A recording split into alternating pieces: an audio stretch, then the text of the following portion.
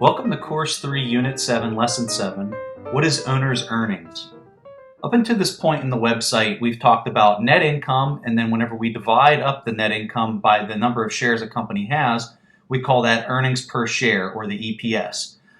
In this lesson, we're going to talk about something a little bit different, and it's something that Warren Buffett calls owner's earnings. Okay, so starting from the very beginning, we know that the income statement is where we figure out what the EPS is, or the net income of the business. And so when we turn to that income statement and we look at the very bottom line, that's where the net income is at, and this is the profit of the company. If we want to figure out what that profit is per share, what we do is we just take that net income and we divide it by the number of shares outstanding, and that tells us the EPS, or the earnings per share. You also know from previous lessons that that EPS is then paid to you as a shareholder, as the owner of that business, two different ways. It's paid to you directly through a dividend, which would be the top method. And for this example, we are just going to use an EPS of $2. And we're going to assume that $1 is paid to you directly, straight as the owner, through a dividend. And then the other dollar is reinvested back into the business. Okay, and so what we're going to be talking about whenever we talk about owner's earnings is we're really going to focus on that bottom number where that $1 is being reinvested back into the business. Okay, so I've got a very generic scenario here, and we're just going to use the same $2 of EPS that we were just talking about before. Okay, and let's assume that we're looking at a business that has a book value of $20. So as we start over on the far left of this slide, you can see that the previous book value prior to 2009 was $20. And if we had a business in a very generic scenario here that had a $2 earnings per share, we're going to assume that $1 of that earnings was paid to the owner as a dividend, and that the other dollar was reinvested back into the company. And what it did is it made the book value grow by $1. So we see the book value change from $20 to $21 in 2009. The same exact scenario occurs in 2010, and we see the book value raised to $22 and $1 of a dividend was paid. And then in 2011, the exact same thing, which made the book value raised to $23. So in that scenario, what was the earnings per share? What was the EPS? And then also, I want to know what was the owner's earnings. Okay, so for that scenario, when we look at the accounting, okay, when we're talking about the accounting, we're talking about the earnings per share, that number that's reported at the bottom of the income statement, which is $2. Whenever we talk about owner's earnings, we also, in that scenario, through analysis, we saw that the owner's earnings was also $2. And the reason that the owner's earnings was $2 is because we earned $1 in the dividend, and we actually saw the $1 that was being reinvested into the company actually materialize in the book value. Okay, so in that scenario, we had the actual accounting earnings that were being reported be exactly the same as the owner's earnings. So what we're going to do next is we're going to make the scenario more realistic. So that last scenario isn't very realistic, but the next one is going to be more realistic in that the money that's being reinvested back into the company might not actually turn into owner's earnings. And so let me demonstrate that for you. Okay, so we have the exact same company. The book value prior to 2009, we're going to say, is $20, and that the earnings, the EPS for 2009, according to the accounting, that number that was reported at the bottom of the income statement is $2. Okay, we're going to assume that still $1 is being paid being paid to you as an owner through the dividend. Okay, but this time you only saw 50 cents of book value growth, and the book value increased up to $20.50. Okay, in 2010, we saw the exact same thing. Not the whole dollar was materializing into our book value. And same thing in 2011. So instead of seeing the book value at the end of 2011 up at $23, the book value this time is only $21.50. So this disparity that we're talking about is the difference between reported earnings, which is coming from accounting, and owner's earnings, which is slightly different. So let me show you what this looks like. So in that scenario, we had the accounting earnings was $2, and the owner's earnings, which is how Buffett would describe it, was only $1.50 per year. Okay? So where did that 50 cents of earnings per share go? Because that's your money. As the owner of the business, that 50 cents, which never materialized, that's your money, but where did it go? Why didn't you see all that materialize? So whenever we look at the two directions that EPS can go, that accounting EPS that's at the bottom of the income statement, we know that it can be paid two different directions. We know that it can go to the owner. And when that happens, when that's paid as a dividend, that materializes as owner's earnings immediately. Okay, we know that that's part of the owner's earnings. Now, whenever we look at the dollar that was invested down in the business, this may or may not turn into owner's earnings. Okay, and that's what we're going to discuss here on this next slide. Is we're going to focus in there on that dollar that's going towards the business. So when we look at this, you can see the EPS of $2. We invest $1 back into the business. Okay. And we're going to look at just two paths that dollar could be invested. It's obviously a whole lot more than this, but in order to make this kind of make sense, we're just going to do two paths. So on one path, over on the left, you can see that 50 cents was used to invest in another stock. Okay, so just imagine a company, okay, has the ability to take their earnings and actually invest that money into yet another company. Okay, and when they do that, that company is going to continue to pay them earnings. When a business would do something like this, that 50 cents, we'll just say that they use 50 cents to invest in another stock pick, that's going to show up on their balance sheet as another asset, and so that would materialize into extra book value during the next accounting period. Now, the other 50 cents, as we look to the right there, at the bottom right, that 50 cents was used to invest back into the company, but it was invested in a manner that replaced the computer, we'll say, it replaced the computer that they already possessed. Okay, so that computer, imagine the old computer being on the balance sheet listed as an asset. That computer was then replaced with a new computer that they bought with this 50 cents of this share. And so the new computer replaces the old computer on the balance sheet, and that didn't add any money onto the balance sheet. It didn't add any more money onto that book value. Okay. So as far as we're concerned, that it's almost like that money disappeared as we look at the earnings per share and how it didn't materialize into more book value growth.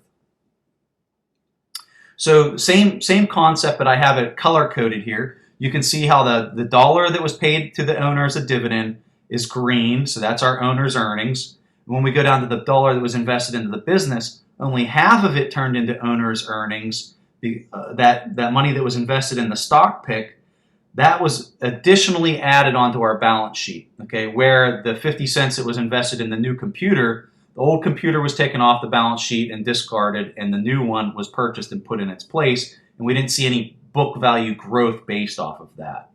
So this is our difference. When you see those two green, that's the owner's earnings. That's what Warren Buffett's that's what he's referring to whenever he says owner's earnings.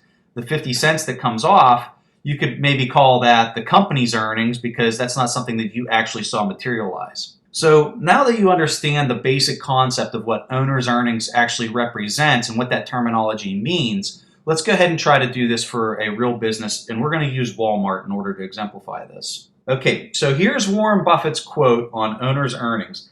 And this quote was pulled from his shareholder letters from 1986, and I'm going to read this for you. So Warren Buffett says, owner's earnings are reported earnings plus the depreciation, depletion, amortization, and the certain other non-cash charges to include or exclude deferred taxes, and less the average annual amount of capitalized expenditures for plant and equipment, and etc., whatever else might fall into that category, that the business requires to fully maintain its long-term competitive position in its unit volume. So I'm sure for a lot of people that just sounded like Charlie Brown's teacher. So what I'm going to try to do is really break that down and make sense of that quote for you. Okay, so don't get intimidated with this slide. All this is the cash flow statement for Walmart. So I'm sure if you've looked at the videos prior to this one, you've seen me pull up a cash flow statement before. If you're using MSN Money, you're just going to go down to the bottom left-hand side and you'll see a tab that says cash flow, and you're going to click on that for Walmart. And what will come up is what you see here on the slide. Okay. Now, that quote that you saw on the previous slide from Warren Buffett, he described what owner's earnings was.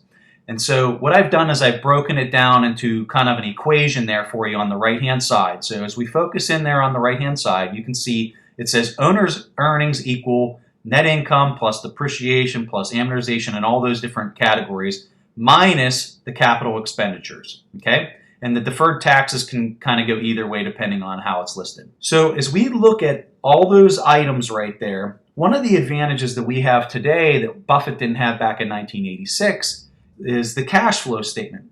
Back whenever he wrote that piece that we pulled the quote from, there was only an income statement and a balance sheet. So he didn't have the luxury of kind of viewing a cash flow statement. But for us, it's a whole lot easier because all these numbers are listed right on the cash flow statement. So as we look over there to the cash flow statement, what I'm going to do is I'm going to highlight where each one of those terms are at from the left-hand side on the cash flow statement to the right-hand side where I've kind of laid out the basic equation. So the first thing I'm going to highlight is the net income. You can see where it's at on the cash flow statement because it's highlighted in green.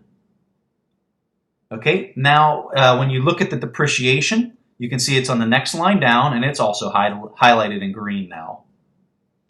Then the amortization, that's highlighted in green, and for Walmart, they don't have anything listed on their cash flow statement, so it's going to be 0.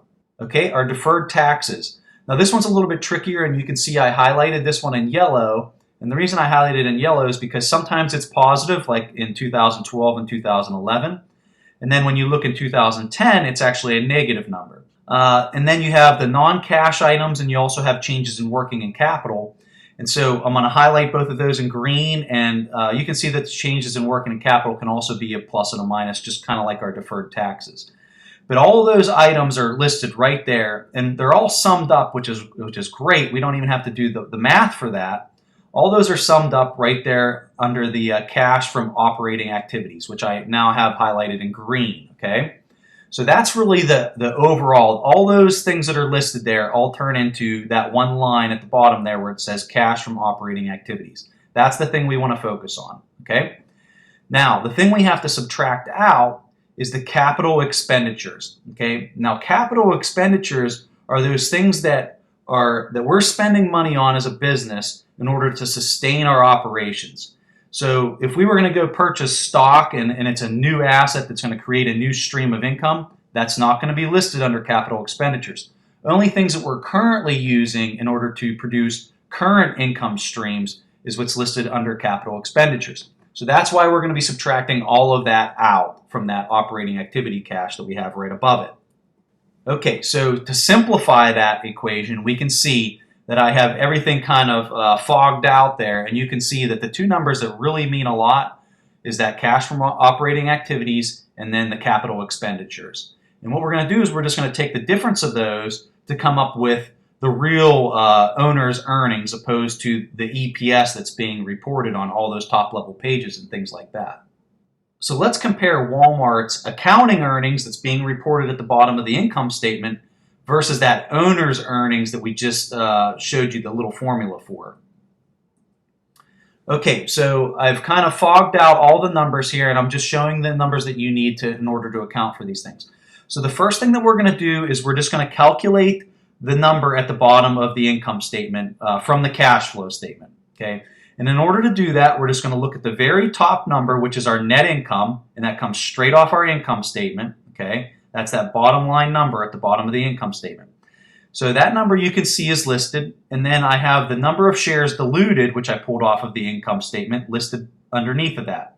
And in order to find our EPS diluted, all we're going to do is we're going to take the net income and divide it by the number of shares outstanding, which is we're going to use the diluted number because that's going to give us a more accurate number.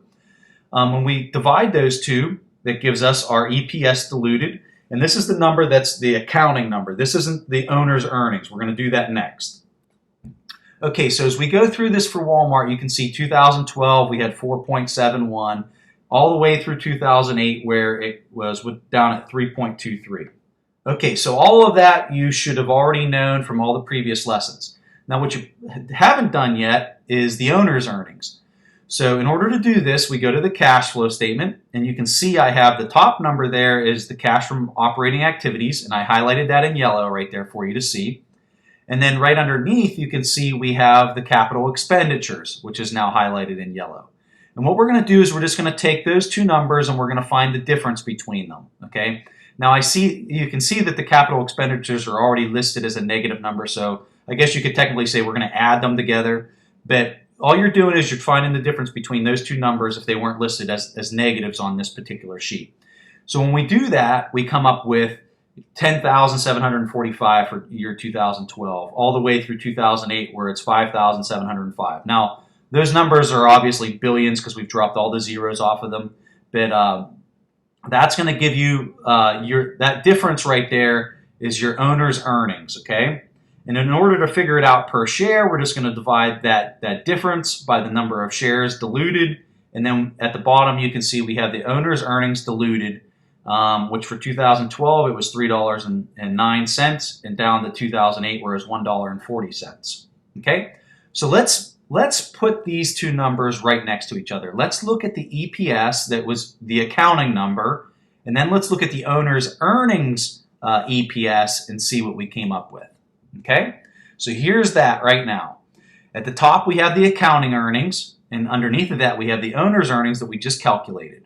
Okay, now instead of looking at the number, the difference in the number there, I made a little chart so it's more visual for you to see the difference between the two. So when you look at the chart and you see the blue in the chart, that's the owner's earnings. When you see the red, that's the accounting earnings that you see. So when you look at that comparison, you can see how much higher the accounting earnings are saying that the numbers are versus what's actually being materialized for the owner. If you were the shareholder of this, you would see the number in the blue. That's what you would actually be seeing come into your pocket, opposed to what's being reported on the accounting income statement, which is the red.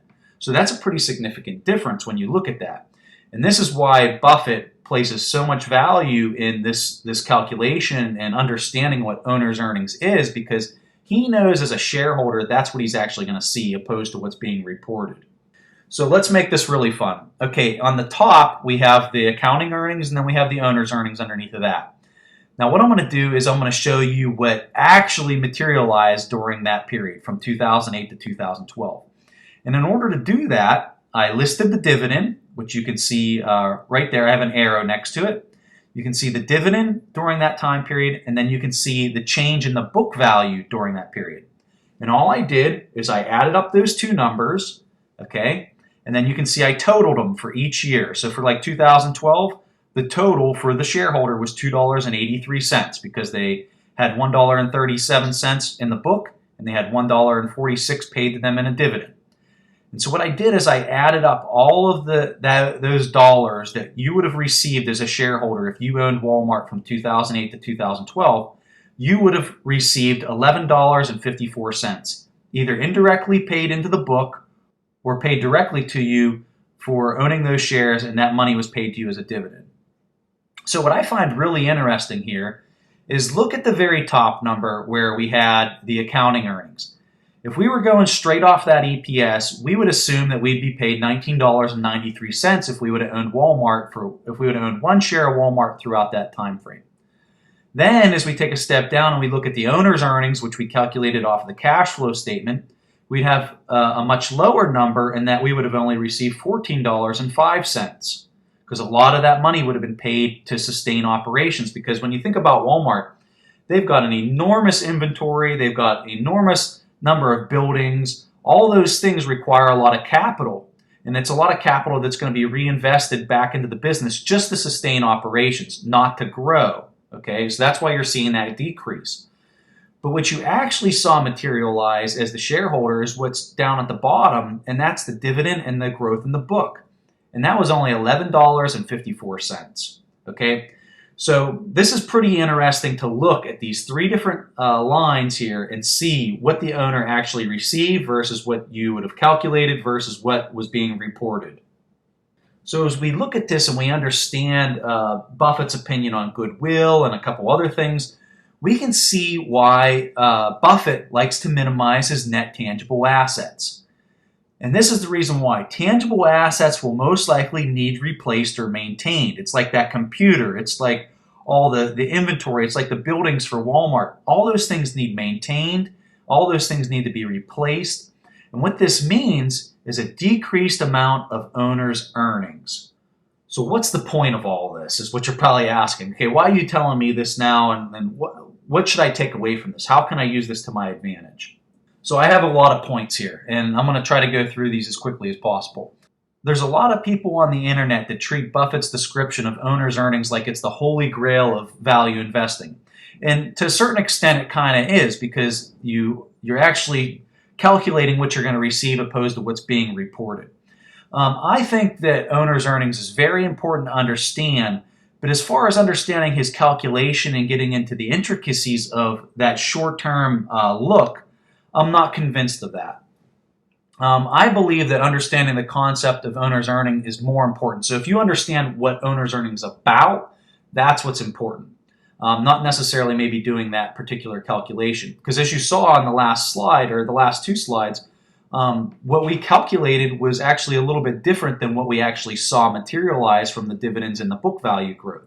I think the bottom one's more important. Okay?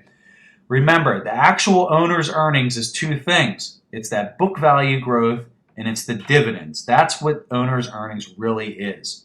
Okay, so in order to understand why maybe a lot of people on the internet are placing so much value in his calculation is because they're kind of ignoring the context of what his shareholder letter was written. Back in 1986, whenever Buffett wrote this, the reason he was explaining his opinion on how to calculate owner's earnings was because he was conducting a 100% buyout of a company called Scott Fetzer's. And when he was doing that, he was paying almost 100% premium over those net tangible assets that the company was listed for on their accounting, for their income statement and for their balance sheet. So in order to buy this company, he had to prove his valuation with accounting terms and cap rates whenever he came up with what he thought that the book value on the company was and how much their earnings were. Then he had to take a capitalization rate on top of that. And when he's doing this, he had to explain to his shareholders in 1986 why he was paying such an enormous premium for this company. And so this was really the reason for his detailed explanation. He had to explain the accounting gymnastics that took place as he conducted that acquisition of that business.